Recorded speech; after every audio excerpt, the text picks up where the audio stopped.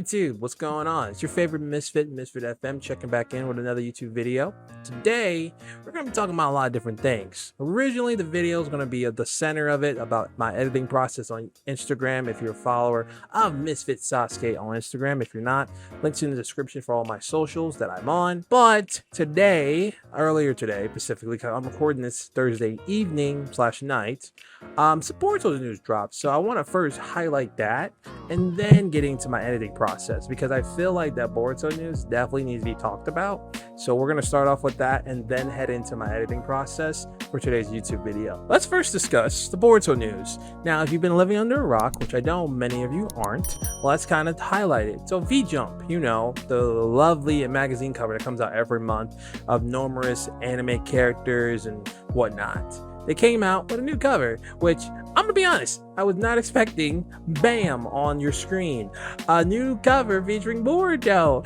in a new Timeskip design. Okay, because I'm sorry if I'm stuttering or messing up my words. It's just like that design is fire. No one can tell me for an inch of doubt that design is not fire. Like, look at it. Like, you know what? I'll make it bigger for you. Boom, cover my face for a little second, because just like imagine yourself just looking at the design and understand how dope that design is, because it's just so amazing. This cover, again, for those who are follower of Boruto series, manga anime wise, you would think that, okay, the stuff we've been seeing already from episode 1 and in manga chapter 1 of his Timeskip outfit was just like, okay, he still has his old jacket, maybe grow into it. And then also, if you're a follower of the anime specifically, one of the, I think, endings showed the back of Boruto new design, the Timeskip, and it looked like it's his jacket, just more updated and everything. But we were so misdirected, except for me though. I'm gonna be honest, I wasn't directed. Some of you else were, but not me. But in any case, we were misdirected so bad. Here's the thing. Let's focus first on the cloak, because this needs to be very, very explained. And especially for me, because a lot of people will think, oh no, he's capping. No, I wasn't capping. So for months and months on Misfit Sasuke, I've been saying that, hey, I'm not sure that coat that Boruto's wearing and like that fight with him in Kawaki in like episode 1 of the Timeskip stuff, I don't think that's his coat. I don't think that's Sasuke's coat. It looks identical, but if you looked at the color version of Boruto, which I'll pop up right here, and you also look at Sasuke's coat in general, the inside of it's different colors. His is more like a purplish blue, and Boruto's is more like his traditional colors of that light, like a vibrant red pinkish. So in my head, I was like saying on Instagram at Misfit Sasuke, you know, I don't think that's his coat. And people were like, nah, bro, you might be tweaking a little bit. That's Sasuke's coat. Like, yes, I know it looks like, and it is, but my head, I was like, maybe Boruto got another coat. You know, his outfit maybe been inspired by Sasuke, because, you know, this is master-student relationship. You know how that goes in anime. And now look at his new Timeskip design, to come back right to it. Like, hey, bro, the inspiration of Sasuke is right there. From the fit to the coat to the gloves, maybe to hide the Kara mark, but still the gloves. What else is there to highlight? The little white shirt is more mature self. I like that mature element that he's doing for himself. What else am I missing here? Headband, I mean, that's a no-brainer. And the sword, that's another thing I just want to say too. The sword is like, dude, it's I definitely not Sasuke's sword, just because of that blue tie at the top. I'm pretty sure that's a brand new sword, same style, different model, of course. Definitely. So he just, you know, a lot of the comments I was seeing were saying like, oh, it's, you know, Boruto's just a copycat Sasuke. And let me ask you something here, bro. Right, me and you. Let's imagine you and me are talking right now through the camera. Boruto is Sasuke's student. Doesn't it make sense that some elements of the master rubs off on the student, whether it's appearance, jutsus, or way of thinking? I'm just saying, if you actually think with your brain and not with the whatever nonsense going on with your mind, you would really think it makes perfect sense that some of his appearance is inspired by Sasuke. Like, bro, come on. Like, we can look at the Sarada design, just throw that one up here too. Like, that design could have been inspired by her father, her mother, even Boruto, who we all know she has a crush on. It happens. Stop hating. Stay in your lane.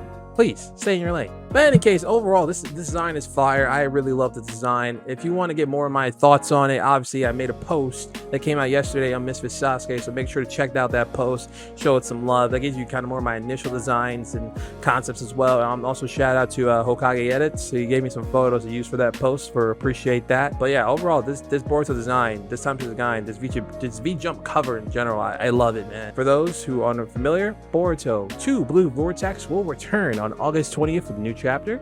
Anime will come back in the fall of 2023, and in September we are getting 4 brand new episodes of Naruto that are not related to the Minato One Piece. It's its own thing. All we got is a lovely cover art, which I'll pop up right here, that shows you kind of the OG Team 7 back in action. For what? We don't know. We'll see in September. Now that I've gotten my initial thoughts of Boruto out of the way, because I mean, obviously, I think that needs to be discussed a little bit. Obviously, like I said, I went in more in depth on my Misfit Sasuke post, so be sure to check that out. I posted that yesterday on Friday. Once again, shout out to Hokage Edits for the photos. Let's kind of talk about my designing, because like a lot of people ask me, DM me, my stories, or comment below like, yo, how do you edit? You know, what's your skills? What do you use? And let me first start off. I use Adobe Photoshop. So to give you a quick TLDR, I've been making graphics for about over a decade. I started back in high school when I was getting in 9th grade. It was just something I was passionate about and I just enjoyed doing a lot. Now, career-wise, I didn't see that as a career until college.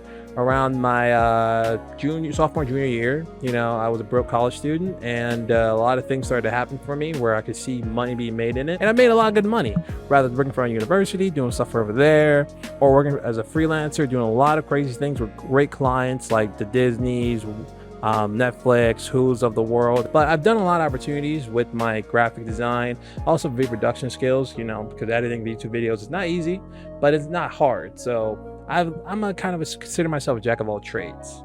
But when it comes to designing, I learned a lot through trial and error. So at the baseline, let's kind of talk about or walk you through how I make a theme. So making a theme is more easier than you think. It doesn't have to be as complex. Storytelling your graphics is very simple if you just understand what you're looking for. So for example, let's start with, okay, what's the concept? What are you trying to portray? So I'll use my current theme, Misfortune Volume 2. That was kind of showing you more of like, okay, we are at the downfall of the misfortunes of this certain misfit. Let's say in this case, me I'm going through a lot of ups and downs, and this volume 2 is kind of the end of it all. Like how the misfits finally falls down, or does he? But either way, it's kind of showing you that decline of me just slowly falling. And the themes, that's why they're mostly like been dark, or the contrast of light and dark. Just because I just wanted to experiment with different styles. But the center of it, you got to think about it. What are the 2 core things I'm focusing on? Well, one, 1980s. If you're a follower of Mr. Sasuke, you know I like the 1980s aesthetics. Also, I love futuristic logos, designs, so I'll try to incorporate 2 and make it into something cool. And that's what Misfortune Volume 2 was. Now, that's the concept. Now, we need to do research to understand how to make concepts around that era, and also that makes sense for that theme. So, Pinterest will be your best friend. Now, let me tell you, Pinterest is a beautiful website and also app. You know, you type in certain keywords, you'll find what you're looking for. So I looked up 1980s posters, flyers, anything 1980s like, I looked it up. I made a folder on my computer, saved photos that I liked of the concepts I was seeing, rather it was the colors I was seeing in those posters or pictures, or certain shapes I was seeing that maybe I could do in Photoshop, stuff like that. And the same thing I did again with the futuristic element. So I typed in futuristic posters, futuristic social media templates, stuff like that. I looked up all these things. Okay, I like this. Let me take all that, put it in a folder. That's my inspiration folder. You know, that's something I learned from my university professor. Just have a folder on your computer that inspires you of stuff you want to make. And then from there, go back to it and see if you can take elements from those graphics and make it your own, which I do. A lot of those elements, I look at it, I'm like, okay, I don't want to outright just copy them, because there's a difference between copying and just flat out just actually, you know, put in the work, making it your own. I'm actually putting in the work, making it my own.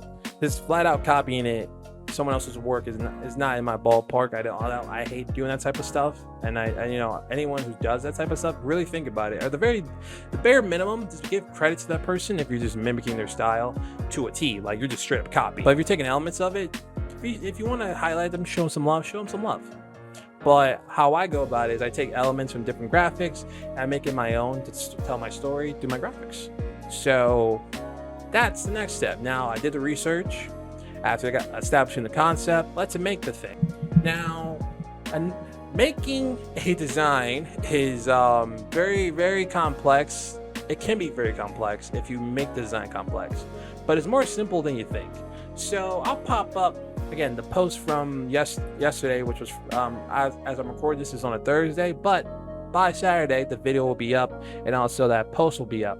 So boom, this post I did on Friday of basically talking about my thoughts on the Boruto design. Look at the concept, right? I think a lot of people assume there's a lot of steps to this, and the answer is no. There's not a lot of steps to it, because this is just a bunch of squares that have an outline that have been posted on top of a filter and a bunch of background textures. That's all that is. It's a bunch of squares, filters, textures, and some good text to go with it. And when I say good text, I'm saying the text makes sense for the theme. You can't just slap like Comic Sans, which is a font, if you're familiar with that font, and think that's gonna make that whole design look good. It doesn't. You gotta find a font that makes sense. You gotta find some texture that makes sense. And you just gotta find elements for your theme that make sense. And once you find all those elements, everything will flow in its own way. Now, for me, to get to that level where I'm at, that took me a very long time.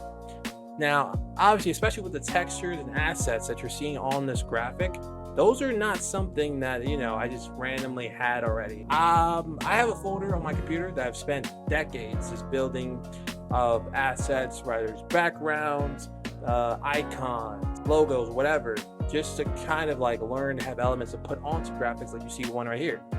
They take time to find. How do I find them? Well, look, there's a lot of platforms I've used over the years that help me find cool assets. YouTube's one of them, because some YouTubers will have these assets available in the descriptions for free. Some of them you have to pay for. Now, have I ever paid for any of these assets? Yes and no. Some of them I've probably just donated a little fee to the creator who made them, just because I want to show them some love. But most of the time they've been free. But YouTube's been one place I have just looked up free assets, or free 80s assets, or free 80s textures, stuff like that to kind of type into, like textures, free texture packs, free font packs, free background packs. So stuff, you gotta look for that. That's kind of laid the foundation to help me make graphics like that, because you need the textures, you need the assets, you need the fonts to kind of help you in a way. But before even getting there, to do what I'm doing, you also need to understand the basics of the program you're using. Now, I've had a lot of, like I said, DMs from people asking me, like, hey, how did you learn this stuff? And again, I've learned this crap from YouTube. All this you've seen, all the edits you see, yes, I took like maybe a couple classes in university, but bro, I learned all this through YouTube. I'm very self-taught. It is a process. You will not get it at first. It is okay. But start at one program at a time. So for my individuals who are learning Adobe Photoshop, just learn the basics of how to make shapes, how to use fonts, how to warp them in your own way, how to change background colors, how to add filters or color fill, how to change the levels to make it light to dark. Learn just the basics, because that's what I did. I spent years learning the basics. And then when my Instagram feed, at one point, look, I was making over 80K followers, and then I dropped down to where I'm at, like around close to 1,400 followers. I understand the levels of social media. I know how to make A-tier, or well, no, S-tier graphics is what they call it, versus what most people say, like, okay, B-tier, C-tier, whatever. I know how to make A-tier, S-tier graphics every freaking day. I only choose to play how I make those graphics because I don't really need to always make S-tier content, because I know even B-tier content that I might say, you guys would be like, oh man, that's S-tier. But I know how I grade myself versus how you guys grade me. And even though I always appreciate the love you guys show me, I know the graphics I can make to the standard where I'm at. And there'll definitely be some days where I just throw in graphics that aren't the greatest, or maybe I'll throw in a graphic with error that I could have changed. But at the end of the day, I know the bar, I know where I can reach it, and I know I'm always inspired by people on my feed that always go beyond what I'm doing, because they show me that, hey, the bar can still be raised even higher. There's no limits to what I can do. Now, initially, I was thinking of doing a little demo in this video, just to kind of show you guys my thought process. But instead, what I'm going to do is for next week's video, I'm going to show you guys a little demo into my thought process, show you kind of how I do things rather than try to add it as a segment to this video. Because before that, I was literally, this whole video was supposed to be just showing you that, but then the Boruto news dropped. I wanted to talk about that, then I talked about it, then I'm like, okay, look, this video is gonna get more longer than it needs to be. So, and for the one specific follower that asked me that, I got you in a demo just next Saturday, bro. I got you, trust. But for today's video, I just wanted to highlight kind of my thought process, give you a more layered down approach to it, because again, at the end of the day, it comes down to just coming up with a concept, actually researching, and then implementing it by gathering the resources you need. So from the fonts to the texture packs to backgrounds to the colors sometimes too. If you don't understand color theory, or you don't even need to understand color theory, if you just don't understand the colors you need to use to portray that idea, just randomly Google search colors that make you feel a certain way, like colors that make you feel sad, colors that make you feel happy, colors that make you feel ill.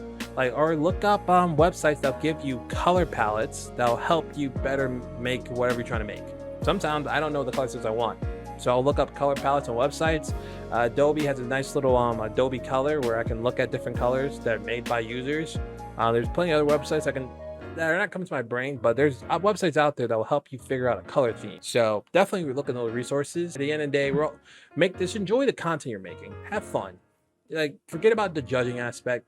At the end of the day, enjoy the content you are making, because that content is for you and only you. So I hope you enjoy that content, man. That brings us to the end of today's YouTube video. As I said before, next week, we're going to have a little demo with a more in-depth talk about my design process, because it can take a while, and also demos can run longer than they need to be. But in any case, your favorite misfits checking out. Thank you so much for watching. Hope you guys enjoy your weekend. And as always, take care, brush your hair, and I'll see you around next time. Later, guys. Have a nice weekend.